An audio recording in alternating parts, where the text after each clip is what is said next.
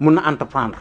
ki nga xam ne nii maanaam tôlier la ki nga xam ne nii mooy menuisier la ki nga xam ne nii électricien la ki la nga xam ne nii plombier la mais loolu yëpp c'est de l'expérience boo xam ne war na jot nañu dugal ko dans les écoles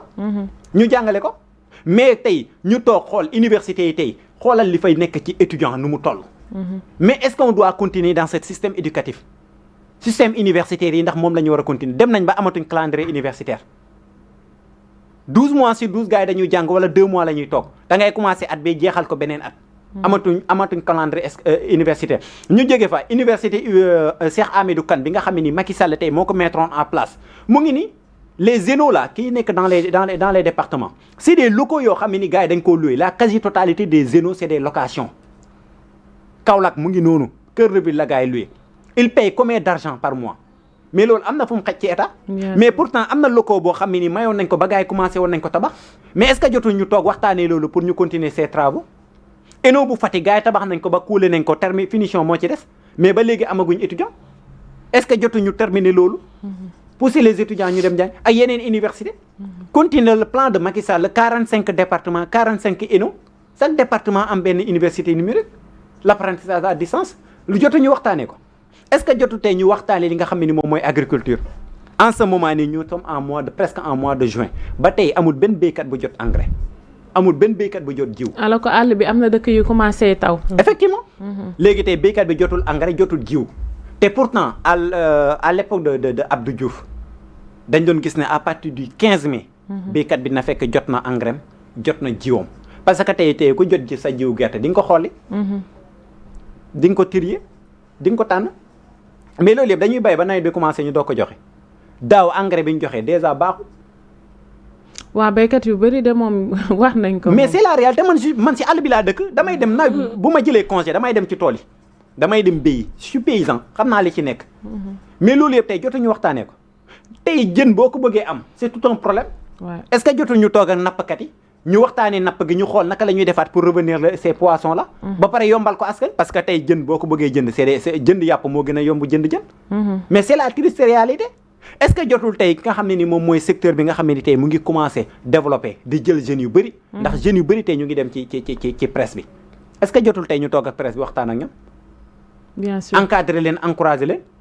mais licenciement yi gars yi di wax gars yi dañuy wax ñi nga xam ne dañ doon liggéey ci état bi kese ñu libérer leen ñu licencier leen. mais presse bi tey ñaata nit ñoo lañ licencier pour motif économique. wala ñu tëj seeni télé. ñun en parlant suñu site bi dañ ko tëj yi ñu tëj ci lañ bokk. et c'était la seule bi nga xam ne moo doon dox dans le département de Foundiougne mais malheureusement anamu tey. y avait combien de jeunes ñoom ñoo ci nekkoon. te pourtant considéré wuñ leen ci licenciement yi. et c'est malheureux. c'est malheureux ndax loolu mooy doxal réew. ku mënta gérer loolu di nga naan ne da ngay gën niveau international di doxal diplomatie. dara du dox. réew mi fa la toll instant bii nii nag léegi nag jot na. ñu toog waxtaan. def ko póotum biir néeg. ñu bàyyi caaxaan bi ak naxante bi. merci en parlant de ça ma ñëw ci ñi demoon ci dialogue bi. oui ñooñu dañoo dem retraite Amadou Ba. je ne la considère pas comme membre de l'opposition yàgg naa ko wax toog naa fii plateau. des mois passés ma ne ko Amadou Ba. bokkul ci opposition bi. ñoom Aly Ngouille Ndiaye ak ñooñu ñoom dañoo nekk en retraite politique. Khalifa Ababacar Sall moom kooku dee na kooku moom considéré tuñ ko politiquement man mii di waxee j'étais membre de Taxawu Sénégal ci laa bokkoon. keroog bi ma ko gisee récemment muy def point de presse ma gis paay parti socialiste yi toog ci gannaawam. laa wax ne kii xam nga ne daay dem dialogue politique. ndax dem na retraite ñii amatul lu ñuy gagner amatul lu ñuy perte. instant bi Khalifa Sall bu ñu ko ubbiloon buntu bu ndaw mu dem dugg ci gouvernement bi. Amadou Ba bu ñu ko mayoon buntu bu ndaw mu dugg ci biir gouvernement bi wala soit mu ñëw wax ñu ndax ñoom Sonko dafa am lu ñu ko xamal. Amadou Ba kenn xamul ndax day opposé wu wala il est du pouvoir. balaa may dee mu ne opposition responsable. xaw ma la il est un peu mitigé. non mitigé wul dafa ragal. su nekkee dafa am gars yi lu ñu ko téyel di ko kii ci suuf mu wax ñu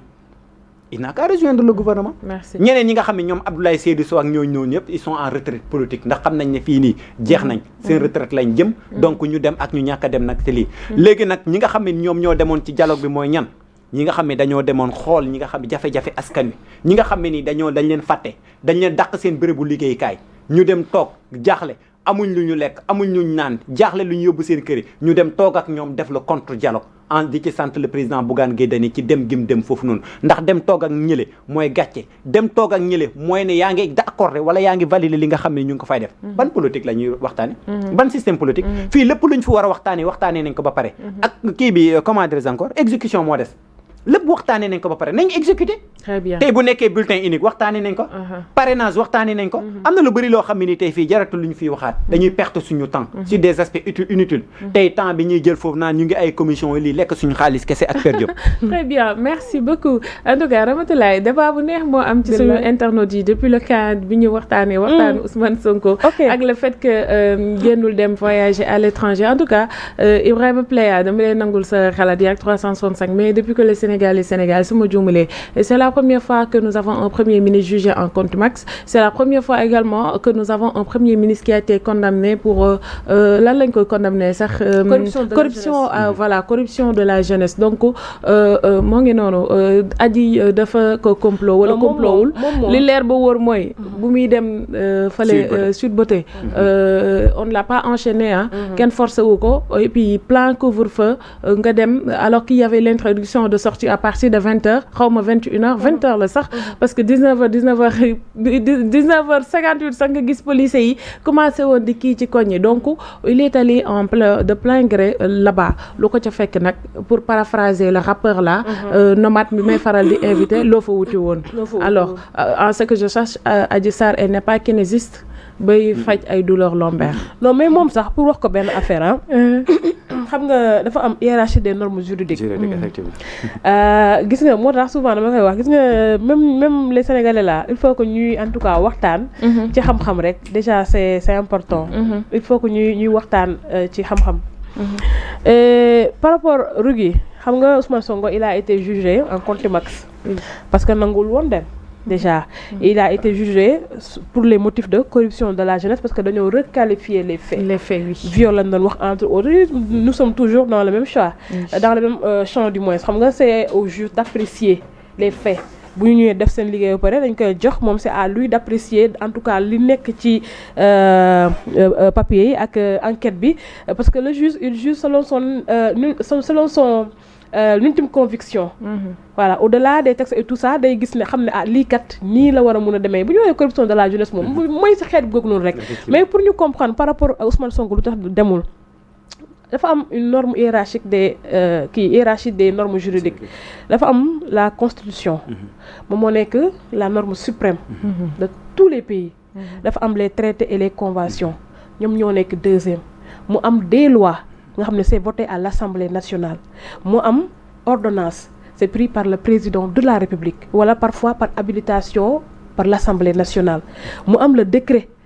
président moo ko jël parfois parce que constitution bi prévoir na président mun na déléguer ses pouvoirs premier ministre bi mun na ko jël après le décret il y a les arrêtés c'est les ministres qui les prennent après les arrêtés dañuy ñëw ne dañuy def note circulaire wala en tout cas dañuy def qu'est-ce que je vais appeler encore note administrative ça c'est au niveau interne donc gis nga nu ma ko tuddee noonu bu nekk noonu la sutee moromam par rapport aux traités et conventions selon la réciprocité moom mooy ki ni tey Sénégal bu signé convention avec la France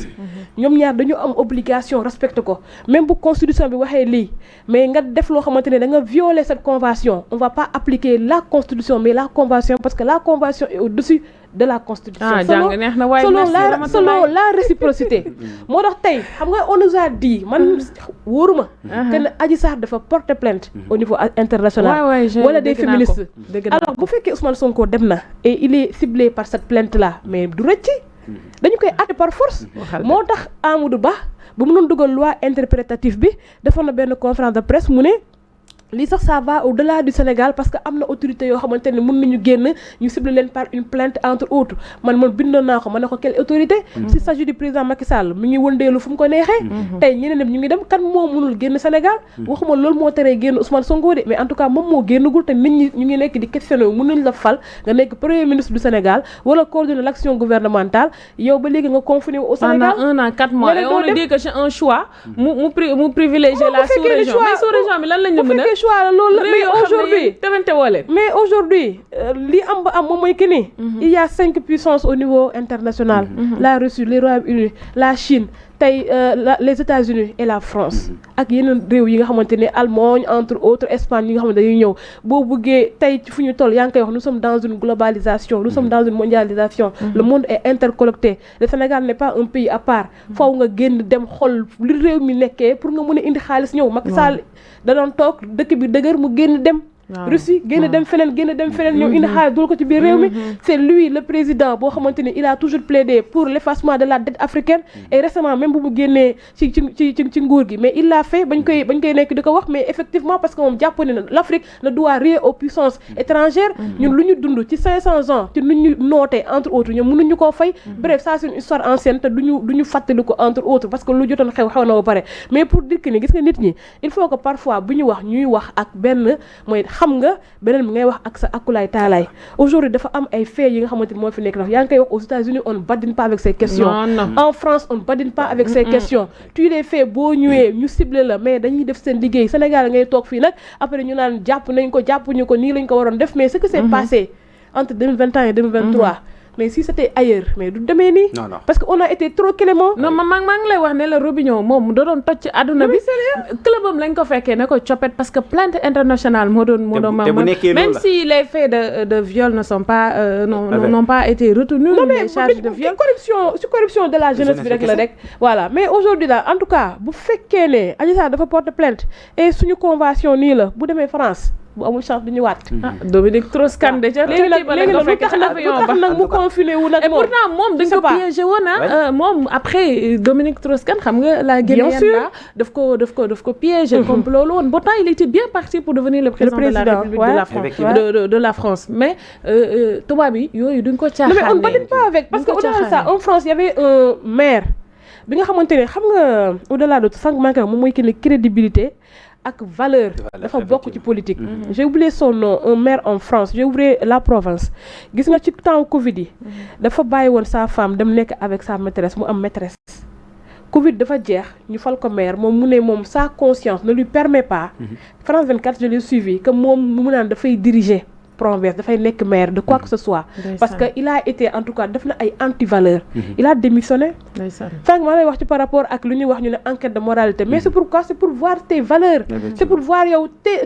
ton antécédent est-ce que amul dara lu la lié en tout cas ak loo xamante ne mën na gàkkal suñu institution parce que tey fu ñu waxee Ousmane Sonko teg Adji Sarr dañoo taxaw